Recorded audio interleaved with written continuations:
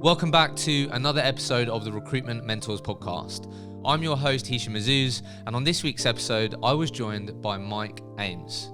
A bit about Mike: he started in recruitment in 1988, and since then has sold 2 businesses and been involved in 2 businesses that have sold, and the first one was his very own, which sold for £24 million in 1998, and the second one was a business which he had shares in and was involved in very heavily at the start, which he then achieved and was part of the business exit in that business. So 2 events, 2 moments which a lot of recruitment entrepreneurs and people in recruitment dream of. But when he achieved that outcome of having a ton of money, no longer working or needing to work, was when Mike was actually in his darkest moment. And we spoke a lot about that. And since then, from 2004, he's had his very own business again called Flair, where they're a consultancy. They help small grown recruitment businesses scale with more predictability. We spoke about 360 models. Are they the right ones? We spoke about systems and processes that are going to help all of you that are running recruitment businesses scale with more confidence. There's so much value in this conversation. I'm really excited for you to listen to it. Enjoy. Mike, welcome to the podcast. Well, it's great to be here. Thank you for inviting me on. Looking forward to it.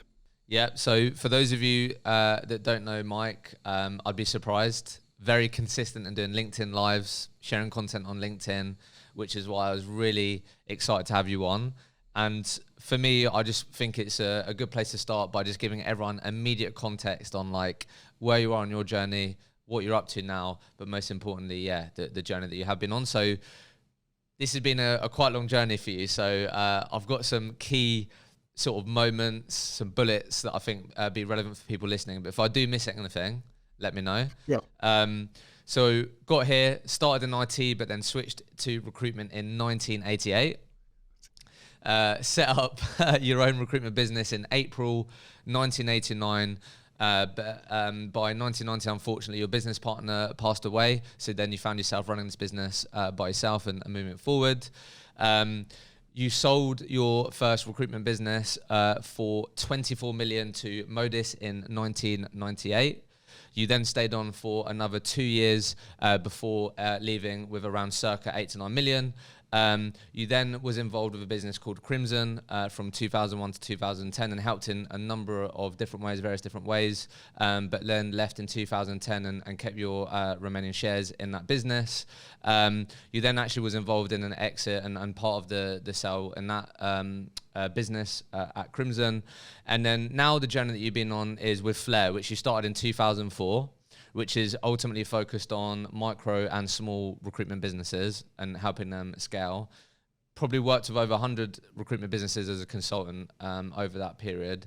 And this is the journey you're on now, building Flair, helping recruitment companies. So probably haven't done that justice on trying to condense all those years into some bullets, but there's some of the key moments. Well, it impressed the hell out of me, Hisham, I'm going to be honest with you. So yeah, I think that's a very good summation of the last 35 years, 36 years. But I think it has been a journey. When you explain it in that way, I think of all the things that I've learned and all the mistakes that I've made, which have been like huge numbers of them. So I'm not afraid of failure. So just give it a go and see what comes out. I'm coming to the end of that journey now. It's funny when you describe it. I am coming to the end of it. I'm not going to work forever. And it's all that knowledge I was afraid would disappear and just disappear into the ether. And that's one of the reasons that we're recording all these videos and doing all this work to try and suck all of this stuff out of me and stick it somewhere where people can get access to it all if they want to. I mean, they might not want to bother, of course, but that's the journey. That's where we're at the moment with the journey.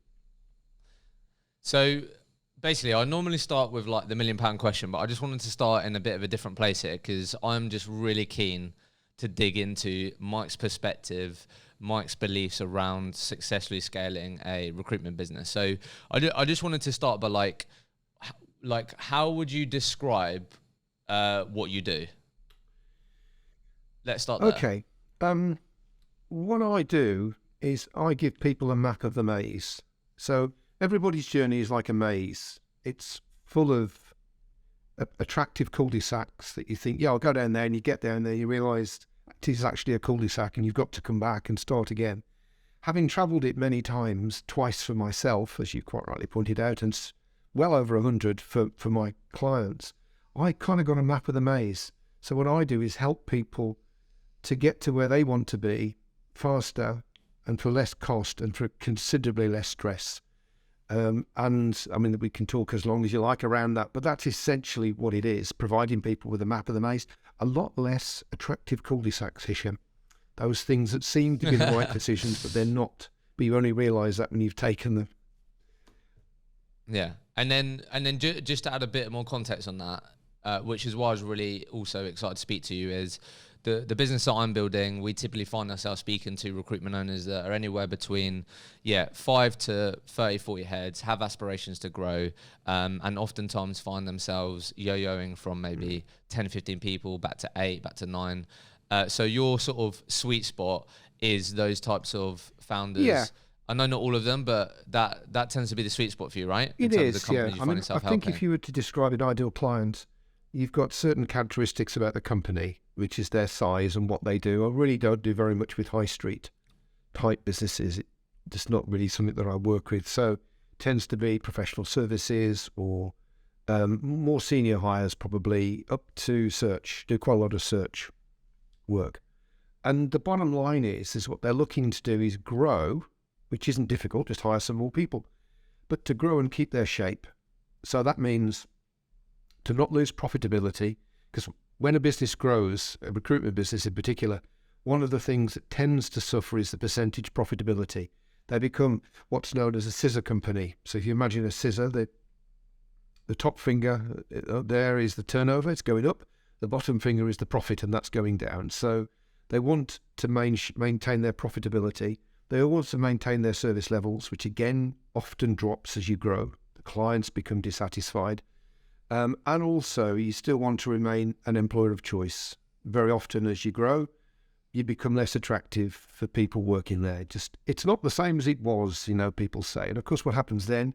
You lose clients, you lose staff, it shrinks, and then guess what? You do the same thing all over again in exactly the same way and get the same results, really. So what I do is help people to build a scalable business based on 7 pillars, 7 components. And it works for any service business. It doesn't have to be recruitment, but it works really well in recruitment. And my background being in recruitment is very tailored to that. But it's just building a business which is safe. That there are three real priorities in a recruitment business when you're growing it: profit, value, and safety. So and you've got to have all 3. So if you have a profitable business that's building in value, but it's not safe, then something can happen and set you back. Say, for example, the things that happened to us in 2020. You can have a business which you think is worth a lot, but actually its profitability probably means it isn't. So you need something which is very profitable, which is going to give you value, and ultimately which is safe. And so that's what we do with these 7 pillars. It makes a huge difference if you focus on that. Do you think, I was going to ask you actually, do you think that recruiters spend too much time on some of the more external measurements, like how many staff that they've got, their headcount, or their turnover, or number of offices that they've got, or the number of countries that they operate in? Do you think people sometimes get sucked into that little bit? I think sometimes people can, because if you go down to the pub or you meet up with your friends and you have your own business, one of the first questions when they go, how's it going? Sort of oftentimes people say, how many people work for you now, and these things, right? It's typically a lot of the time what sort of people ask, or you're expected a lot of the time to grow because you have your own business. So I do think sometimes people can get caught up with that, but actually I think what the actual challenge is people aren't clear on what type of business they want to build. So they find themselves sort of not clear on, do they want to hire? Should they be opening more offices? So yeah. It's interesting you say that, actually. Can I just target on that point? Because that's a really interesting point, right? If you own a business, any business, it doesn't matter what it is, so your business, my business, anyone's business, as the owner, you have a core mission. So you might have a general mission that you publicise to everybody. We want to be the best at this, that, and the other. That's fine. But you've got a core mission as the owner. And I think too many owners forget this. They move away from it. They don't really focus on it. And that is to give you the lifestyle that you want, which is a combination of disposable cash and free time. It's no good having loads of money but no time, and vice versa is not much good either. The second thing is freedom at work. So when you get to work, you're free to do the things you like, to do the things you're good at, and to do the things that have the biggest impact, and pretty much nothing else, what they call the $1,000 tasks. And the third thing is to become independently wealthy, to reach a stage where you can say, do you know what? I've had enough. I'm out of here. Too many people lose sight of that core mission.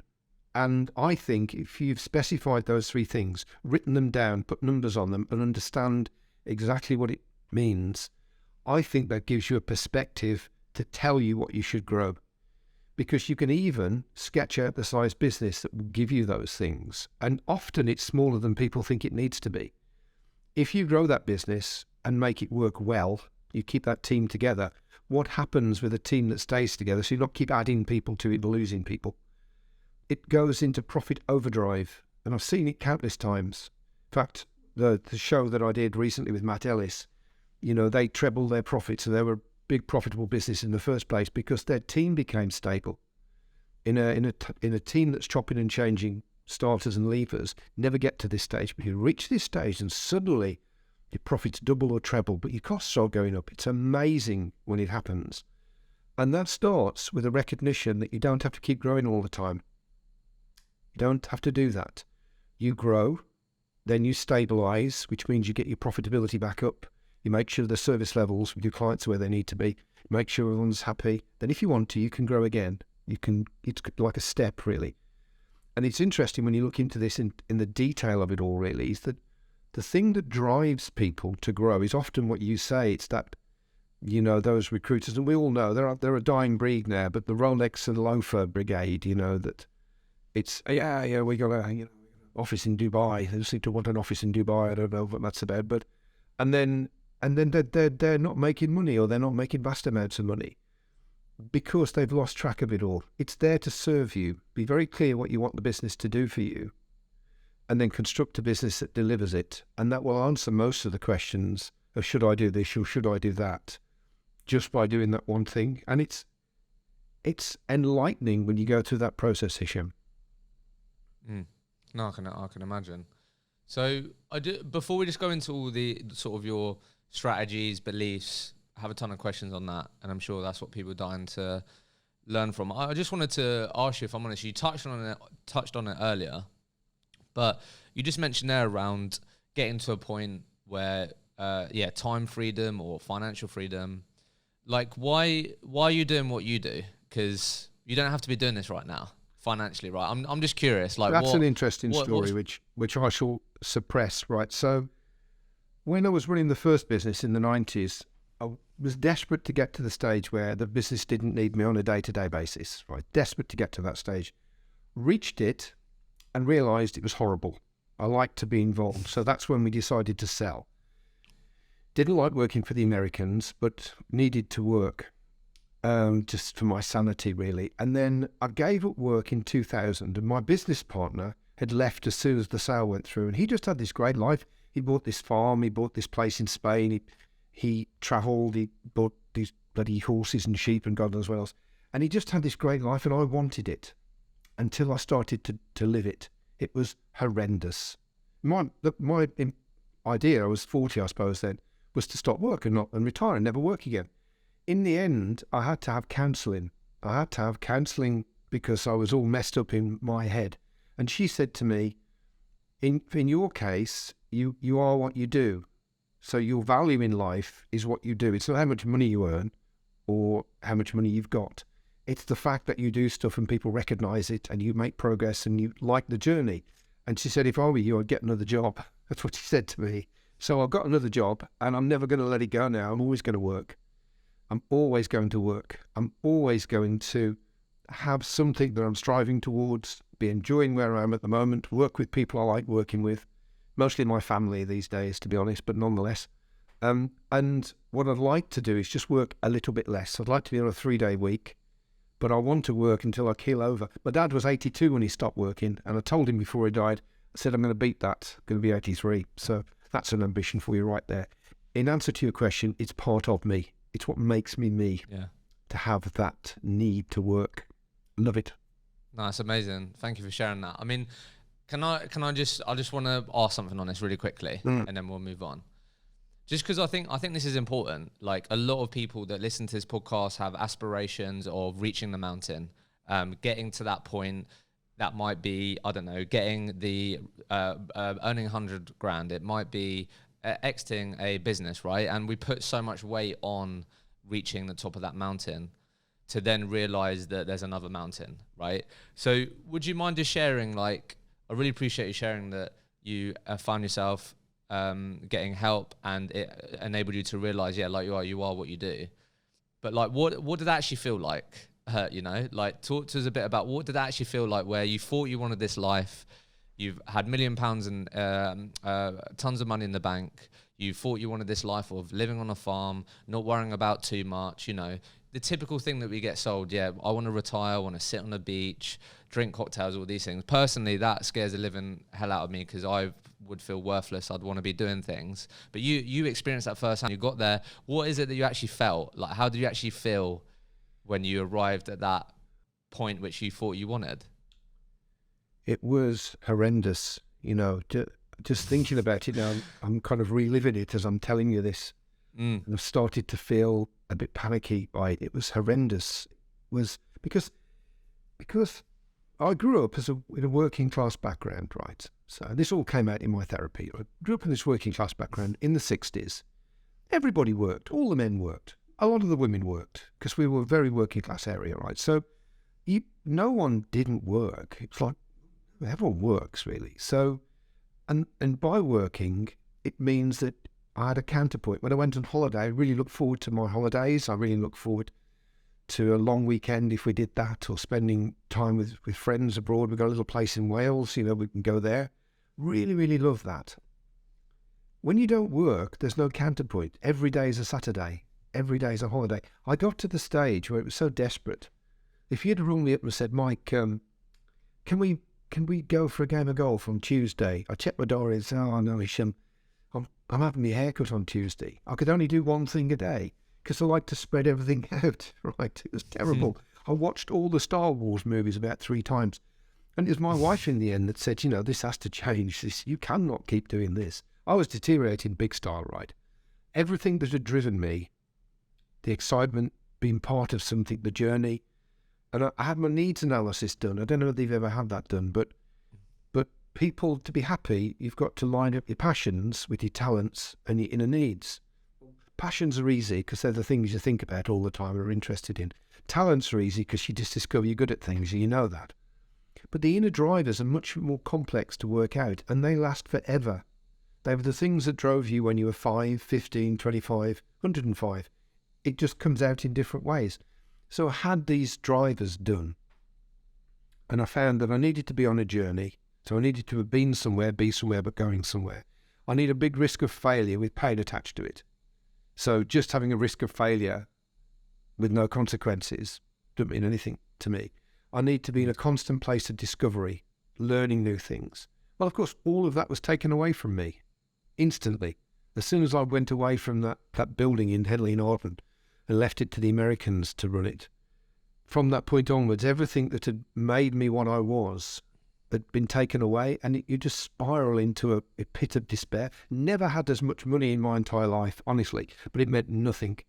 And as soon as a couple of guys who worked for me at Software Knowledge, which was the first business, came to me and said, we're going to do this thing called Crimson.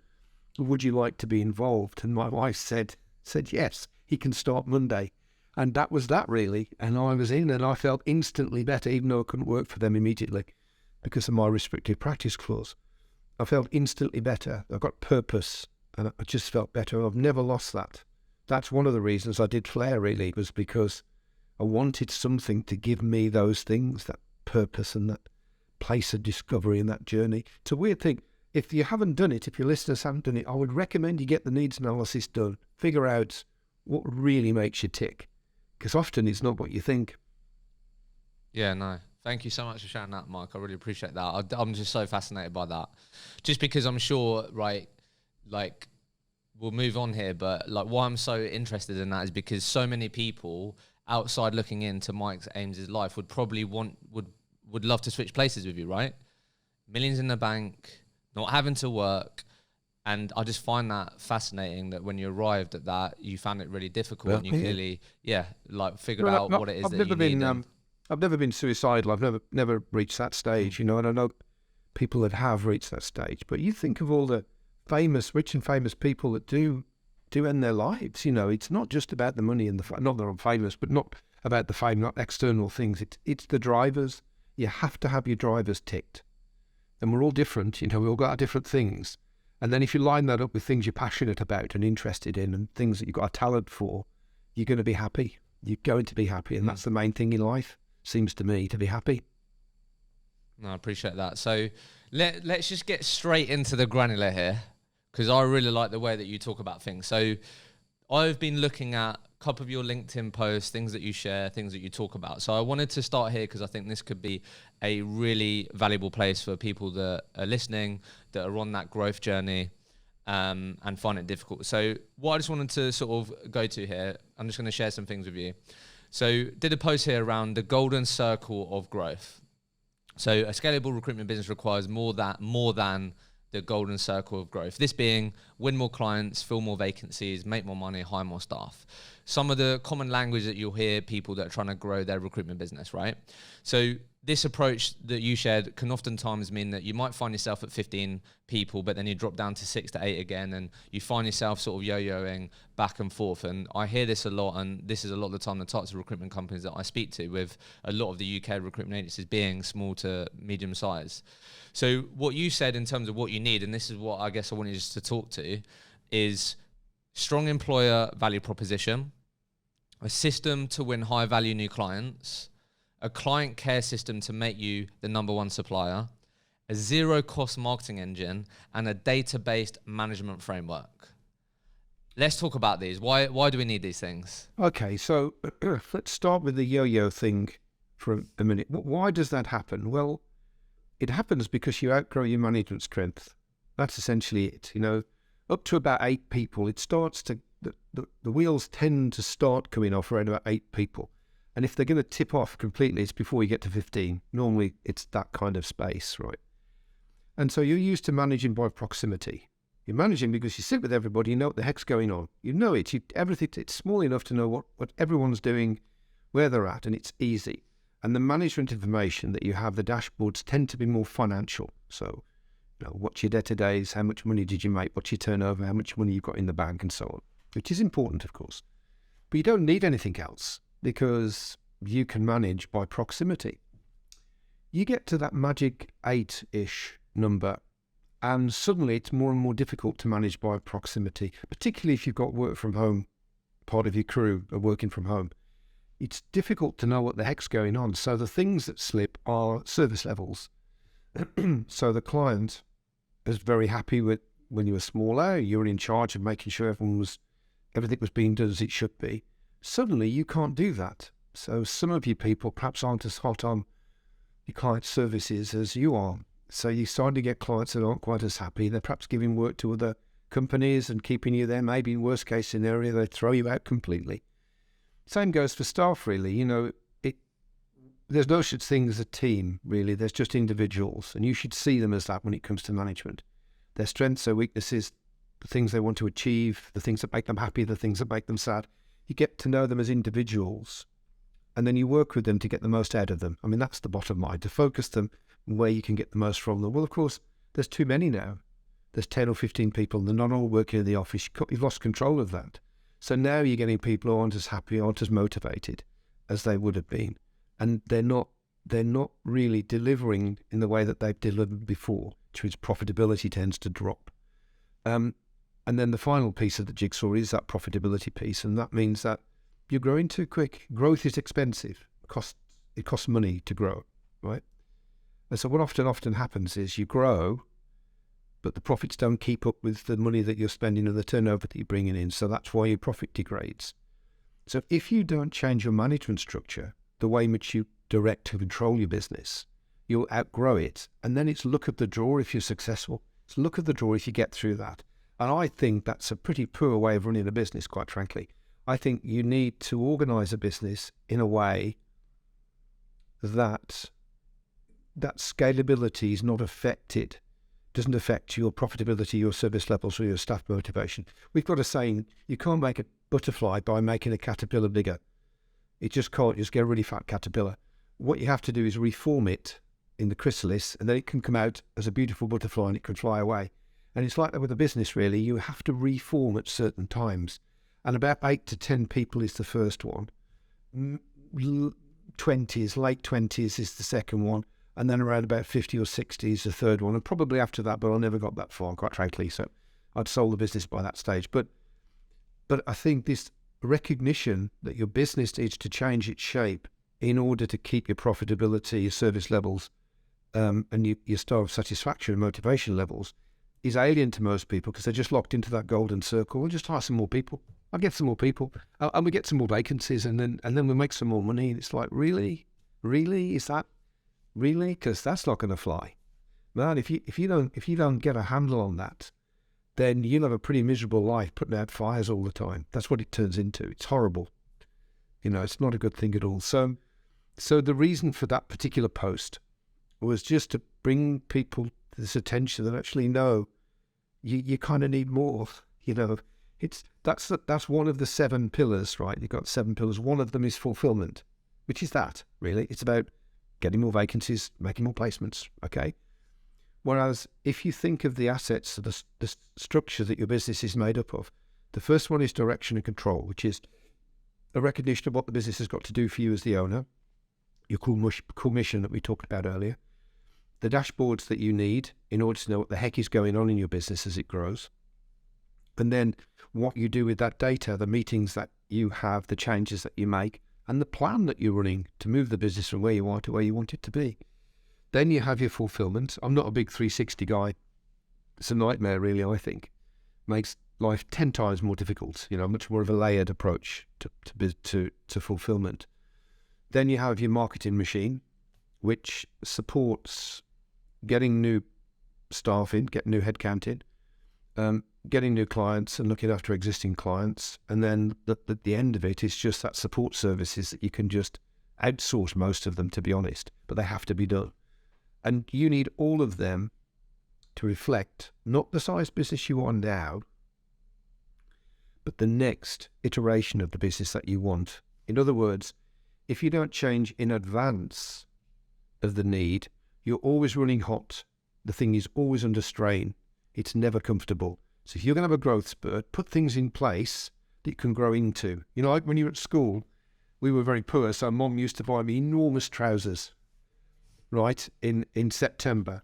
And it was, sorry about that, it was, by the time they fitted me, by the time January, February time came, and then I reached sort of May, June time, and they were really tight, and then the process started again.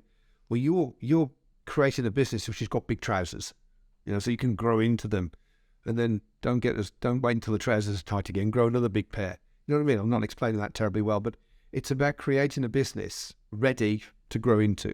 I think that's probably that makes complete sense. So that was one of my questions around the 360 and factory model. So I'm going to ask you about that, but just to get a bit more granular here, thank you for breaking that down. And look, I'm a big advocate for that for my own business. I mean, there's only 3 of us, but my mentality has been I want us to be 8 or 9 by the end of the year, and I've sort of really committed to having processes and a bunch of different things that I think I'm going to thank myself for in another 12 months' time. And I think, yeah, you're completely right. A lot of recruitment owners that I speak to are just unproductive chaos, and there's just like you said, just strain, fighting fires. I'll worry about that when we have a couple more people in the business. And whenever I sit down with people, it's like one of the best things that you can do is build those processes and do things today that you are going to thank yourself for in 6, 12 months' time. And you've got to think about, act as if you are a business of 10 people before you're already there. So can we just take a moment then to think about, if I'm listening to this right now, I am that chaotic business where we're getting some good amount of jobs in. We've got people in the business, probably a bunch of 360 recruiters. I am not thinking about, I'm more thinking about, let's just get more jobs on, then we'll hire more people. But if I am going to listen to your advice and take your advice on, right, actually, I do need to make decisions today whilst I'm in this position to make it easier as we do grow. Like you said, have build bigger trousers to grow into, right? What is like the first step? Because it's overwhelming. Where the hell do I start? I've got all these different things. You just mentioned like however many different things, a marketing engine, like all these things. What is the first step? Like, what is the first thing you would advise me to do that can be the domino effect? Well, I can answer that. Well, there's two things actually, one after the other, and you have to do them both really. So the first thing is going back to that core mission. You should be very clear what that business has got to do for you, and too many people aren't. They've just got some sort of vague idea that they'd like to retire when they're 50. I don't think that's good enough at all, right? So you really need to understand and document and discuss with your family, because it affects them as well, to discuss with them what exactly it is, this business that you own, that it's a slave for you, not the other way around, at least it's not supposed to be. What is that business going to do for you? Define that core mission. That's a big step forward, because now you've got clarity on exactly what the business has got to do for you. It's going to give you clarity on the size that you need it to be. You don't have to restrict it to that size. You can make it as big as you like, but you've got clarity over that, because then you can begin, the next thing you can do is shape a business. You can sketch it out, numbers of people, really, kind of what profitability you would like to do, where you would like to work. None of this costs any money to do this. You can just do it in the evenings or at weekends. It's not even time intensive really. It's just dreaming, I suppose. But it's dreaming based upon what the business has got to do for you, and that's a different kind of dream, right? And that's well and good. Anyone can do that. You could do that now if you wanted to for your business, right? It's not difficult, but what you really have to do then is begin to look inwards and begin to look at the business that you have. Now, there's an old-fashioned device that we all know about called a SWOT analysis: strengths, weaknesses, opportunities, and threats. Well, the first thing to do is to do a SWOT analysis of the business and get everybody in the business to do their own version of it. Bring it all together, and you have everything on a piece of paper that tells you what's great about your business, the strengths that you need to leverage, make more use of, and do things with. The weaknesses, where there are problems in your business, the things that you need to fix and sort out. Opportunities, which are effectively things that you could make more of in the future. I don't tend to get excited about those while I've got weaknesses and threats on the board. And then you've got threats, which are just problems in waiting. They're not a problem now, but they could well be in the future. And so your first step is to take that information and begin to think about what immediate changes, fixes really. So we're not doing anything strategic now. We're not doing any of that. We're just looking at some fixes. And those fixes are going to drop in those 7 different pillars. Guaranteed. They'll be that you've lost control, so you need to put some control back in.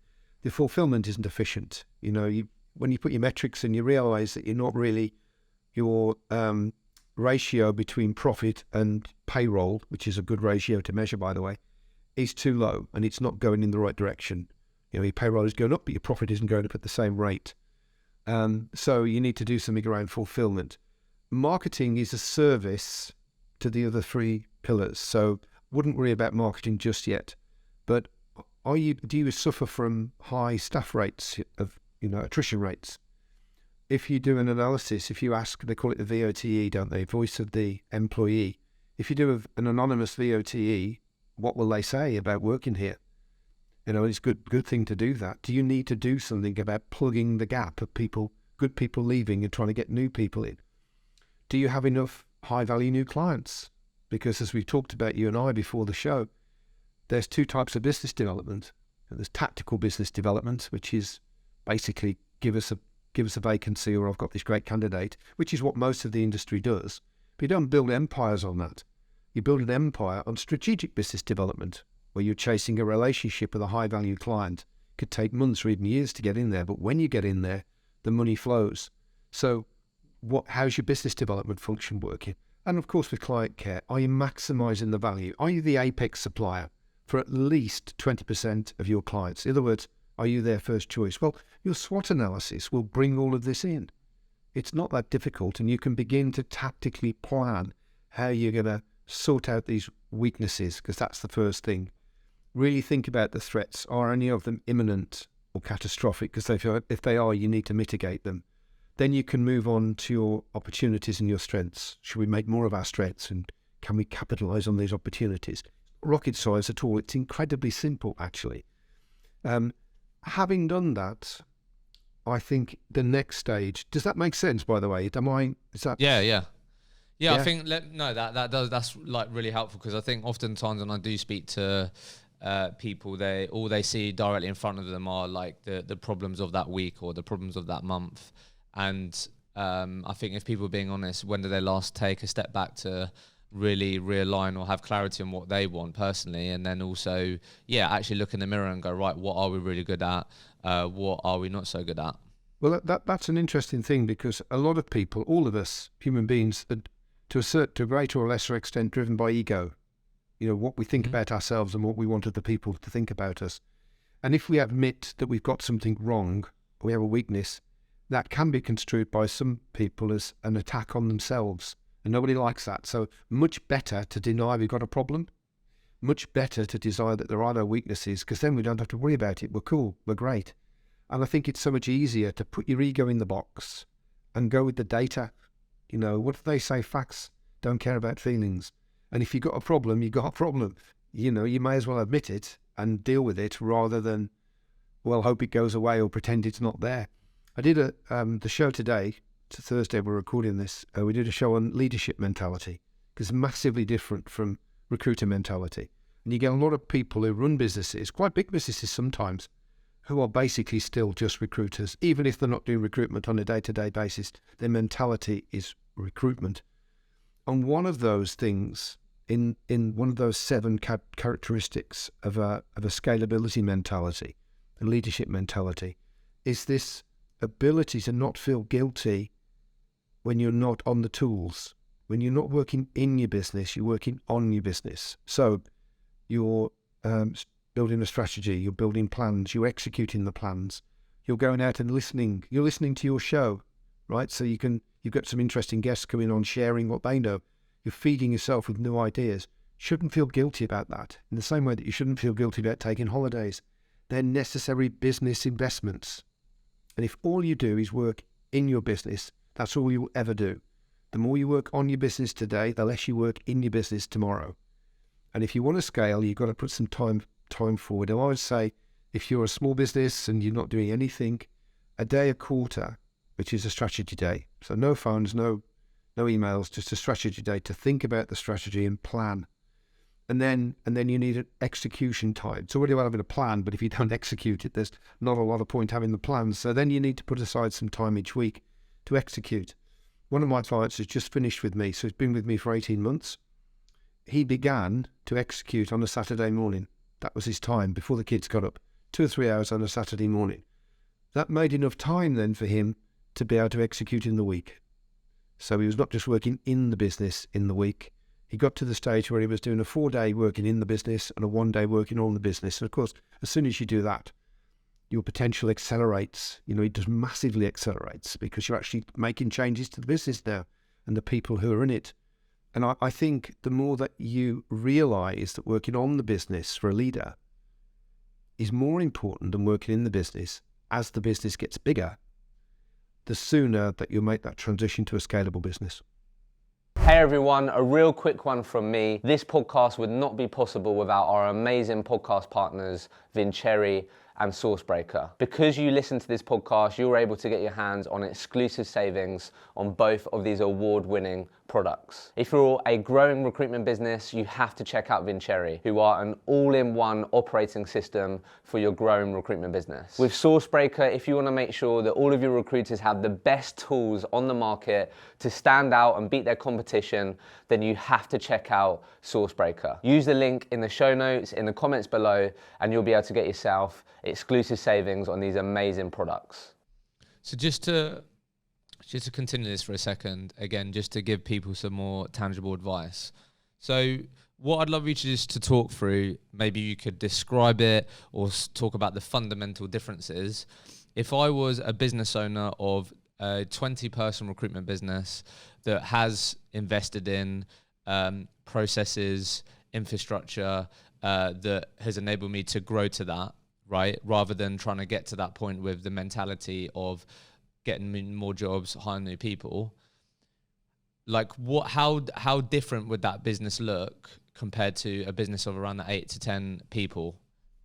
What are some of the If you'd fundamental made the differences? transition, you mean? If you'd actually made the transition? Yeah, so I guess what I'm keen for you to share is, maybe I don't need to add that context. The main context is to have like a successful, profitable recruitment business with 20 people. How fundamentally different will that look? The makeup of it, the infrastructure. How different will that look compared to a business of 8 people, which, as you said, is probably the tipping point? The biggest difference will be in the first pillar, which is direction and control, because every time you grow to the next stage, you need to revisit how you're managing the thing, because it's bigger, it's more of it, right? So that company would have dashboards which told the leadership team exactly what was happening in the business. And I don't just mean on conversion rates for vacancies or debtor days or any of that sort of stuff. I mean, in terms of, say, new business development, you've got the pillar, right? So it would tell you how many people you've got in your relationship pipeline, how many people you have in the revenue pipeline. You'd understand the rate that those are being developed. It's called sales flow. And it's the speed that those relationships are getting closer and closer to becoming clients. All of this data, if you set it up properly in the CRM system, can tell you what the heck is going on. And if you're not putting enough effort into that, for example, then at some point in the future, you're not going to have the work that you need. You'll have run out of work for the sustainability of the business that you have. So these dashboards will tell you what's happening in different parts of the business. That would be one difference. A really big difference is, so the first level of scalability is when you break the link between how much you work and how much you earn. So you're one-man band or solopreneur, and if you don't work, you don't earn money. Then you hire some people. So you get some people in now, you can take a bit of time off and they're doing the work. So you've broken that link between how much you earn and how much you work. The next level of scalability is that there is no one person in your organization, in any part of the organization, where the success of the things that person does depends upon them. In other words, you've massively reduced key person dependence. So you think of a small business, say the owner is the person that brings in the new business, or they've got that really good 360 that brings in these clients. If they weren't there, that function would fail. In scalable businesses, there's a tremendous amount of, or less dependency on people. I mean, obviously, if someone leaves, there's going to be an impact, but there's less of an impact if someone leaves, because you've replaced individuals who are the system effectively. They are the person that brings in the new business. They are the person that looks after the staff. And you've replaced it with a system that people work in. So if they go, well, you just get someone else to work in that system. And I'll be very clear what I mean by system as well. Just clarify this. Processes are important, of course they are, but most people don't follow processes. So to be honest, they're a good way to communicate best practice. So they're good for that, right? 100%. The biggest impact on a business is tools. And I don't mean software tools, by the way, because what a tool will do is simplify, is standardize, and speed up. And it doesn't matter whether that's a tool in the office or a tool in the kitchen or a tool in the workshop. That's what tools do. So if you tool up, what you're doing is de-skilling. Because the whole point of what we're trying to achieve here is we're trying to achieve outstanding results with average people. Because the majority of people you employ will be average, obviously. That's what average means. And one of the ways that you can do that is tools. To de-skill, to speed up, to standardize, so that you get that great consistency of output. Well, a company of around about 20 to 30 will have invested in tools, some software, to be fair, but other tools as well, that are doing this for them. So now there's a less dependency on individuals and their individual skills and their knowledge and their experience and their network for success. It's the fact that they become an operator of a machine, really, in a sense. Give me an example of a tool in the business and the fulfillment business development area. We could spend the rest of our time talking about tools, but I'll just pick one, which is easy, which is business development, right? Because I know people talk about business development. Right, so I don't believe in cold calling. I just think, it's tactical business development at its very worst. It's horrendous, really. And it's such a waste of time and effort and blah, blah, blah, right? So supposing we worked out a series of interactions that we could focus on the target market, and they're all pre-written and pre-tested, and we just have to run it like a big computer program, really, in real life, though. And so I'll give you an example. I'll make it real, right? So supposing we sent a postcard through the post, a traditional picture postcard, handwritten on the back that said, I'm going to send you a little package in a couple of days, just look out for that. Grabs their attention, begins to build a bit of interest. Okay. A couple of days later, there's a package comes. And in the package is a nice little box of chocolates and a letter that says, look, in the position that you're in, do any of these problems or any of these issues that you have with agencies, do they resonate with you? The reason I've sent the chocolates, give you something to nibble on while you're just reading through this. If they are, I'm going to email something to you, which I think you're going to be interested in. It's an ebook. A couple of days later, the ebook comes through on an email. And at the same time, we invite them to connect on LinkedIn, which is a sort of a test. And in the ebook, it describes exactly what people can do to get around these issues, or the way in which they can manage whatever it is that the problem relates to in order to diminish the problem and make it go away.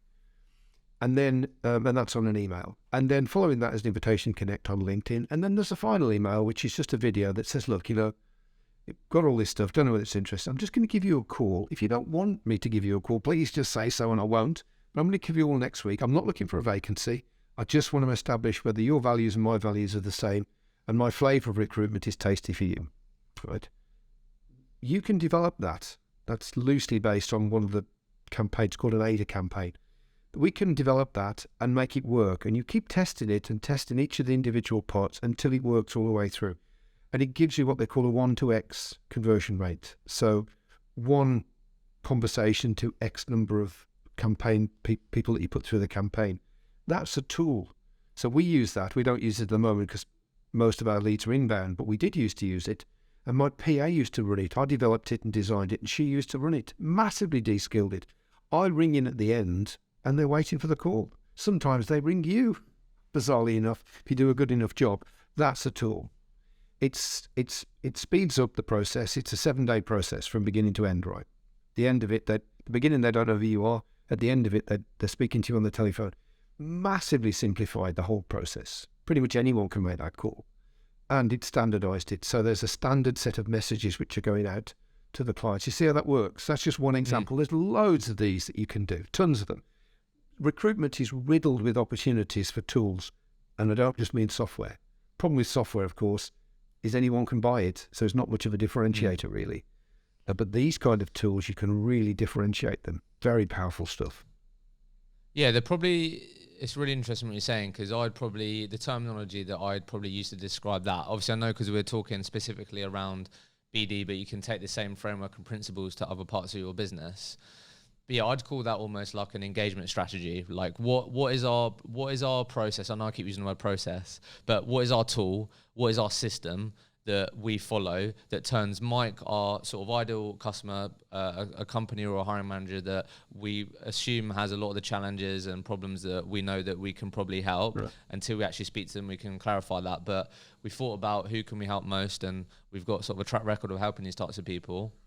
And what do I do to turn that person into someone that interacts with me or knows how I can help them, and there's an opportunity to connect and start building a relationship with them. Because this is something, I spoke to a lot of recruitment owners about this, where I said to them, like, if you were being honest with me, if you were to round up 20 of your recruiters and ask them to explain to you and talk through how they turn people who are in their target market that don't know about them into people that are booking in meetings with them, do you think they'd be able to sort of describe and articulate how they do that?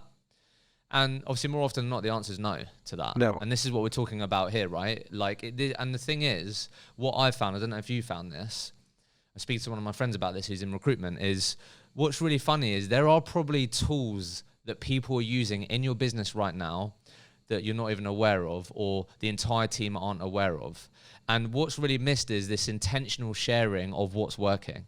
And one of the best things that you can do is round your team up together and go, hey guys, what's working? What are you finding working right now? Like, what are you finding that the hiring managers we're trying to speak to bite a lot on? Like, what are the problems that you're finding really resonate with people? And a lot of this information and tools and knowledge is often actually in your organization, and a couple of people might be doing it, but they just there's no intentional space to share what's working. It's called positive deviance. It's actually a name for it, and it stemmed back to the Vietnam War. I won't tell you the story, but it's a good story, actually, but we just don't have the time. But basically, sometimes when we have a team of people, we look at the underperformers. We look at the people that aren't hitting targets, and we zone in on those guys.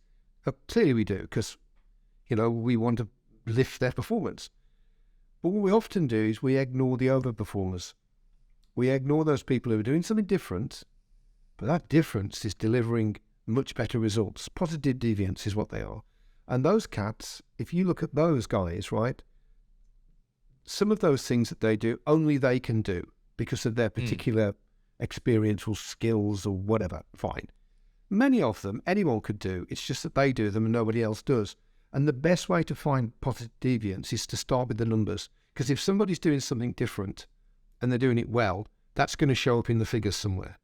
It'll just show up because there's a consistency to it. And that's your starting point. The other thing that you can do is you can talk to people on a one-to-one basis, and you can go through exactly how they do things. Talk me through how you do it. Now, it's better to do that on a one-to-one basis because some people don't like to talk in a group. They feel awkward or a little exposed, or people are going to make fun of them if they say something. But if you do it on a one-to-one basis, you suddenly realise that they're doing this and no one else is doing that. That's pretty cool. Why do you do that? No, I've always done it, really. If I do that, I get this. Wow. And these positive deviant kind of people in your business, and you all have them, pretty much everybody does, you can unlock so many ideas and efficiencies from that and bring that into your business for zero cost. Because in many cases, it doesn't cost them to do the thing that they're doing in the way that they're doing it. They just do it that way. And I think it's brilliant. I mean, you've got a very good point there. Yeah. No, look, I know, look, we're going to overrun a bit here because there's a couple more things I really want to make sure we speak about, if that's okay with you. Well, normally we sort of run the hour mark, but let's just go over slightly if that's all right with you. I wanted to make sure that I asked you here, like again, because we're thinking of the types of people that you speak a lot to, this recruitment business that are trying to grow. Like, yeah, I've heard you, I watched one of your videos around like the debate around the 360 versus factory model. So I want to make sure that we speak about this because, so my perspective on it, I heard you say, Lord, 360 is entirely flawed. So I want to hear like why that is and why you believe that is the case. Okay. But just quickly, just let me just add my context really quickly. So I don't know what your perspective is right now, but for a lot of recruitment companies that I'm seeing or speaking to, a lot of them want more of their teams to be more self-sufficient at winning new business. And a lot of people in their organization aren't capable of doing that, and they need more of their people to do that. And like you said, they're feeling vulnerable. There's only one or two people who are capable of it, and that's something that's really important to a lot of companies that I speak to, that they want more of their people to have the ability to win new business. Now, the thing that I'm seeing is a lot of the redundancies and people not losing their jobs or companies sort of shrinking. A lot of the time, from what I can see, it's a lot of these businesses that did go down the talent partner, RPO model, or really sort of grew too quickly, like you've just said, is probably part of it, where they had these people in their business on really high basics, 50 grand, 60 grand, 70 grand, because these recruiters are really high in demand over the last 2 years. But then when all of a sudden projects get pulled, companies who said they needed to hire 800 people next year are now only hiring 20 people. And you've got these people that don't want to do business development, aren't capable of doing it, and are on really high basics, are being made redundant. And they then want more of their people to be able to win new business. So I don't know, I just feel like I'd love to just hit your take, because I do feel like for a growing recruitment business, can do that for you. Yeah, I can do that for you. It's really important. Okay, so well, there's a lot to unpack there. I'm going to do it real quick because I'm conscious of the time. First thing to say is, as I was saying to you earlier, my deepest, firmest belief, the root belief of everything I do, is you've got to build a business that delivers exceptional results with average people. Because statistically, if you look at a distribution curve, most people are average, right? So if you're holding out for those top 10%, well, you're competing with Michael Page and all these others with the big money. So I'm not sure I would go down that route. As soon as you accept that, then clearly things like tools that we talked about earlier come into play, because they de-skill things, processes because they standardize things, dashboards because they tell you what the hell's going on, right? So you're already going down a route which means, well, hell, we don't need somebody to do everything. Like Henry Ford, who used to have people build entire cars, and if someone left, he couldn't finish the car. No, we just need someone to put a wheel on. Because Because we can make them real good at that. We can make them real good so they put that wheel on real quick. And if they leave, we'll just get someone else and train them for a wheel on, no big deal. And it's the same, really. I think people haven't caught up to it because they think that 360s is an easy way to grow. You just imagine yourself at the front of the office, a whole bunch of 360s, and you're kind of surveying this group of people that don't need you or anything, really. They're just knocking it out the park. Well, you know, that doesn't really happen very often, does it? You know, and if you get somebody who's a really good 360, if you're looking over the office and you're looking at them right now as you listen to this, you're probably looking at your future competition right there. Because if they can do everything, why do they need you? Why do they need you if they can do everything? I believe you should build dependencies into your people. Sounds terrible, doesn't it? But I think you should make people dependent upon the business for their success. Have you ever heard of anyone taking like a real top biller from a real big company, say like Michael Page or whoever, bringing them into their smaller business and they don't deliver? The reason that they delivered, or part of the reason they delivered when they were in a big organization, is they were just part of a bigger system where they spend a lot of money on marketing. They've got all these computer systems in place. They've got support people doing this, that, and the other. They've got all this stuff, and this person who believes it's all down to them because they're fabulous and they're 360, they're not really 360 at all. They're not. They think they are because they're told they are, but they're not. The business itself is providing a lot of the stuff that they need. Take them out of that environment, put them into a smaller environment, and they can't do a lot of the things they did before because the support isn't there. So the idea is to build in those dependencies, make people just do one part of it. Because if you think of a 360, just how many skills are you going to need to be a successful? I mean, how many masteries do you need? I think that's really hard. I don't think average people can do that, right? I don't think that at all, really. Can you get someone who can find really good candidates? Yeah, sure. Yeah, you can do that. That's no problem. Can you get someone who can make a placement? Yeah, my aged aunt can make a placement. Now, how can that be if I've got a good candidate? Can I find someone who can manage a client to make that client feel special? Well, that's harder, but yeah, we can do that. That's not difficult. And then you're just left with this new business thing. Now, it's a really important point on this, is that most recruiters view business development as what we would call tactical BD. Gives a job, gives a vacancy, or I've got this great candidate, I kind of spec him in, right? That's okay, but that's very transactional. And if that stops, immediately you run out of work. I'd like everyone listening to this podcast there to think of their best client, the client that gives them the most money, profit, right? Not necessarily the one that they get the most placements with, because they might be really crappy deals, but the one that makes the most money. Supposing you had 2 more of those every year coming into your business, just 2, 1 if you like, but and you knew they were going to come in. How would that change the world? Well, over time, what it would mean, you would need to do less and less tactical business development because these companies would come in and start to feed vacancies into your business. That's what strategic business development does. It's completely different to tactical BD. You only need in an average business. So my business was about 40 million quid, I suppose, when I sold it. 70 million today's money, I guess. And we had 3 strategic business developers that fed that entire business. Possibly 4, 3.5 I'll go with, right? You don't need a lot. You don't need everybody to do strategic BD. You just need one person in a small business to do it. And twice a year you get a drop of a new client, more if you're effective at what you do. Now you compare that to what we have now.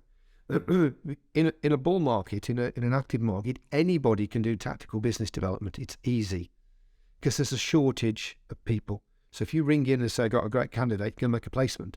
Or if you ring in and say, can I have a vacancy, and they've struggled with their existing agencies for months and not got the right person, yeah, okay, give you a crack there. But if the market tightens, then they don't need to do that. So that business development don't work anymore. Strategic business development works all the time because what you're doing is building a relationship. You're building a relationship which we both recognize is actually a business partnership. It doesn't work with everybody because some people don't want that. Some clients just want the best deal they can get, and that's fine.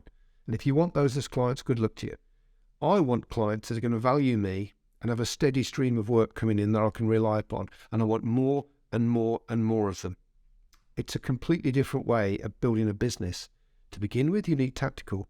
Then you need tactical and strategic. If you do it properly, you just have strategic in the end. And people are doing a little bit of specking if they can and that kind of stuff, right? And that's why I don't like 360s, because they're expected to do something which the market isn't particularly conducive towards now. I mean, it's not bad. It's not a bad market, but it's not as good as it has been in the past. And if it gets worse, tactical business development just won't work. Then what are you going to do? How's that going to work then? What, these people can actually find candidates and they can place them, but no one's giving them the vacancies. It's the businesses. In my mind, it's the businesses, the company itself, it's their responsibility to set up a business, set up a function or a system that brings in these vacancies from these high-value clients. Then you can just go and do what you need to do, and you can't go anywhere else because you can't bring business in. So you stay here. We're building those dependencies in the business. 360 is exactly the opposite. We're going to make you independent, but we're still going to take 60% of the revenues that you earn, right? Well, no, that doesn't. No. I do all of this myself. I don't need anything to set up a recruitment company in my back bedroom. Hell, most of the people listening to this podcast that own a business did that. I did it twice, right? So we started a business on the back of someone else. Well, as you're listening to this, somebody's having this idea. I'm a great 360. I can bring clients in. I can get vacancies. I can find candidates. I can place them. Why do I need to give 60% of my revenues to these guys? I'll just go and keep 100%. That's what we think. I mean, the truth is a bit different to that. And that's really why I don't like 360s. They're hard to find. They're hard to train. They're hard to keep. And if they do go, they're going to take a revenue stream with you. Much better. And you need really good ones, right? Really good ones to make it work. Much better to build a business that doesn't need them, because it's safer for a start. Profit, value and safety. Safer. If they do go, they can't take all your tools and processes and support systems with them. Right? Good luck to you, mate, because that's not going to fly. And you can build in this safety mechanism into your business that means you grow steadily and predictably, because you can always get these average people. There's loads of them around. You're not paying the earth for them, right? It's the system that has the value, not the people. And that would be my advice if I were you, if you were whether you're a 10, 12, 112 company person, is to build those dependencies and get away from 360s as soon as you can, or at least minimize the amount of 360s you've got in your business. So can we just end, like, I just want to go a bit granular here, because I know people will be thinking of this. So I've heard you say, when you talk about the factory model, it isn't just about the fulfillment, the 180, the 360, whatever, which I do think a lot of people think, right? When they hear you talking about this, they're going, okay, Mike, well, what recruiters do I hire then? What do they do? Because I know you're talking about the entire organization and having having dependencies on the company for marketing to perform and the different parts of the business. So can we just focus on fulfillment for a second? Because that is what a lot of people think about, and that is what's most important to them. So can you just explain to us, if I'm a team of 15 people, and right now 10 of those are 360 recruiters, they're building their own patch, and let's be honest, I do completely agree with what you're saying, and I think it goes in line with what a lot of people say, which is it's like running your own business within the business, right?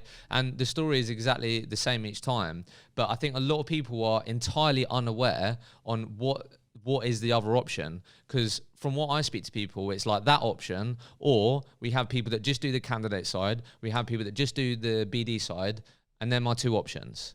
So what does this actually look like? Like, what are the job titles? What are their responsibilities? Okay. Can we just talk about that for a sec before we finish? What I need you to do is first of all think of functions, and then think of roles, so separately. So let's talk about recruitment functions. We need finders that can find candidates. We need qualifiers that can make sure they're the right candidates for the job. We need placers that can take a shortlist and present it to the client and negotiate arrange the interviews and all that sort of stuff that sits on top of that. We need carers that look after clients to make sure that the clients come to us first and keep the competition out, and we max out the revenues from that. We need hunters who are going to get new clients and possibly get in tactical business development as well. And we need leaders, someone that can control the whole thing and hold it together. They're not roles, they're functions. So when you start off, you're one-man band, a solopreneur, I should say, you do all of them. You do all of those functions. You've got all of those hats. We usually use hats when we're demonstrating this. Got all those hats. I need to do them all. Then you hire an offshore resourcer. Well, okay, that's the finder. Someone else is doing the finding now. I'm still doing everything else, but I'm doing the finding. And so what you can do is you can build up your job titles, the roles, whatever, based upon those different functions. And you can decide to cut it how you like. Personally, my own personal view, having done this several times, various different size companies, is that the first thing you say to people is, look, here's the deal. We're going to run a factory model now. And within that factory, we're going to have a layered fulfillment model. You choose. You can stay 360, and that's fine. Or you can become layered. So you're going to be in a layered. You're going to be doing something in this layer. One or two of these functions, I don't know, it's going to cut. Right? The chances are you'll have an easier life. You'll have less stress, and you'll make more money if you go in the layered route. But you won't think you will, because you'll think, oh yeah, but I'm giving up some commission. Well, fine. Right, okay, well, carry on the way you are then. But what we find is the people that move into layered are doing the things they like, they're doing the things they're good at, they're doing the things that have the biggest impact on the business for them, and they make more money. I don't know whether you watched the video that we did of recently of Matt Ellis from ENG. Yeah, I Their saw some top of that, billers went from £300,000 to £600,000 billing using this layered model. So we're talking an order of magnitude here, right? We're talking a big number. And if somebody gets wrapped up on that, well, fine, stay as a 360. I don't mind. Do what you want to do. And he did that. He said to people, what do you want to do? And some people stayed 360s. Awesome, you know. They benefit anyway because the factory has got a marketing function and they'll benefit from that. They don't pay for it, so that's cool. But actually, it's the layered people. They've got a career path. They go to work and they do what they're good at. They do what they really enjoy. And because how's that typically chopped up then? Because I know what people think. How have you seen that typically be chopped up in terms of, like, do you know what I mean? If we're thinking of people and the layers, like out of all those layers, do you know what I mean? How is it typically chopped up? Do you have one person typically being a hunter, or do you typically have one person doing a hunter and a carer? So we've got the functions. Now what we're talking about is the roles, right? Yeah. That varies from company to company because basically, if you're starting from scratch, it's easy. You're the owner, you do everything. First person you bring in are the finders, then the qualifiers, and then you have a consultant that does placing and there's a route, there's a path, which I don't have the time to go through, but it's pretty straightforward. But you can't do that with the existing company because you've got a company. So you have that conversation. Do you want in the layered or do you want to stay 360? You know, this is how it works. These are the finances. This is how you used to get 100% of the GP going into your commission. Probably doesn't work like that now, because you're outsourcing some of the work that you don't like or you're not good at to somebody else in the business. You've got to pay for that.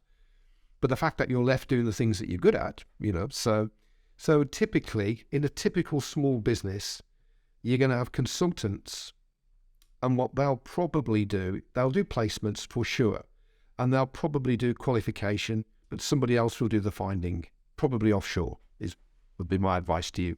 Get a good offshore person and send it out. You don't have to. You can do it onshore if you want. So you've got consultants that do in placing. Some of them perhaps do some client care. You let them loose on clients. Some of them you don't. You just give them vacancies, right? And they just work on them. And then you have a pod leader. It's all organised in pods. A pod leader manages the pod, manages the team, probably does strategic business development. So they're the person that's actually building these relationships over the months and years to bring in the bigger, higher value clients. They probably do that. They may do a little tactical, they may not, depends on the size of the team. Some of the consultants may do some tactical BD, you know, gives a job, we've got this great candidate, or you may outsource some of that to the marketing department. So I know it's not a very good answer, but every single one I've done has been different. I mean, they're never the same because they're people. But essentially, you take what you've got, you take on board the people that want to get down the layered route, you figure out what they're good at, and you assign them then to that particular role. You give them the functions that they're good at and they want to do. And then you fill the gaps with new people. It really isn't that difficult. I've made it sound a lot more difficult than it is, Isham. It's not that hard at all. No, I appreciate you sharing that because I know that's what people will be thinking right now. Yeah, it's the question I get asked all the time. How can I convert to 360 to layered? And over a period of time is my answer. But it doesn't happen overnight. And most people end up with a blended fulfillment function. So it's, you know, like a 20% 360s. They don't hire anymore, but the ones they've got are okay, so leave them be. And then it builds up from 20, 30, 40, 50, 60, 70% layered. Cool. So look, let's come to the end here. Look, I appreciate sharing all those insights. And I know we've gone really granular in a few different things here, but I do really believe that people listening, particularly on that entrepreneurial journey, will find the things that we've spoken about most interesting. So I just wanted to sort of end, I guess, on asking you just a really simple question, which is, look, you find yourself working with so many different recruitment organizations who are on this journey. What is like the most common bit of advice that you find yourself giving time and time again? Because it's probably around the same challenge that you hear time and time again. I don't know if there's anything specific that you find yourself going, this is the 5th time I'm saying this week. What is the most common bit of advice you find yourself giving to entrepreneurs that want to scale? Okay, so I'm going to give 2 answers real quick though. First one is plan to move away from 360s, because damn, that's hard. You're taking a hard trip there. So plan yourself out of that 360 trap would be the first thing. The second thing is something referring back to what you said. Oh, no, actually 3 things now. The second thing is something that you said earlier, is make the most of what you have. Figure out what you have that you're not using fully and make the most of that. And whether that's a software tool, a piece of software that no one really uses, or whether it's a piece of collateral that no one actually uses, but it's great, or whether it's a technique or a way of doing things that some people do and some people don't, positive deviation. But figure out what you've got already that you could just make more of. And then the third, and the thing I say to everybody, is do a SWOT analysis. Get everybody in the business to do a SWOT analysis. Find out where the heck you are now, because you can't navigate from where you are now to where you want to be unless you know exactly where you are. And that SWOT analysis will give you that grounding. This is where we are. Well, okay, let's plan our way forward. 100%. Love So it. 3 for the price of 1 there. Yeah, no, look, thank you so much. Like, I think real privilege sort of picking your brain on this. Kudos to you on, you've been on a real journey, you know. Obviously found yourself in difficult moments, but I can really tell that you're enjoying what you're doing. There's a lot that you want to share, and I think that's really coming from an authentic place, that you want to share the knowledge, share the challenges and mistakes that you made, so other people don't have to make them, or it's not as painful for them. So look, I know you're super active on LinkedIn. If you're listening to this right now and you're not connected with Mike, absolutely connect with him. But like, when it comes to the things that we're talking about, I know these are the things that you talk about on a daily, weekly basis. So let's just end on, like, if someone is listening right now, they're a recruitment entrepreneur, like, what's the best way to connect with you and talk about some of these systems and your pillars and these things, your processes? The best thing to do is to connect to LinkedIn, as you say, and we run free workshops, 90-minute workshops that explain the 7 pillars to a great level of depth. We do probably 4 or 5 a year. They're free. They're online. You register. You get a video afterwards and an ebook and everything that goes with it. That's the first stage, because you're either going to see that and think, yeah, that is for me. And then we've got plenty of ways that we can help you. We've got 3 different layers of service, if you will. The thing that comes after that, if you want to go to the next level, some people do, some people don't, is a 1-day masterclass, which we have one next Wednesday. It's full. I know this is our timing thing. This is a podcast, but they fill up very quickly. But that's the whole day spent on the 7 pillars. So if you like the workshop, you're going to like the masterclass. That's for damn sure. But I think you just ease yourself in gently with us. Pick up our free content. We've got loads of it. Tune into the Mike Ames show on a Thursday at 12:30. Get the stuff that we give in the vault that we have with all this free content. Take from us and see whether, what we talk about is, do you share our beliefs and values, I suppose. Love it. Mike, thank you so much. Thank you so much for listening to the episode.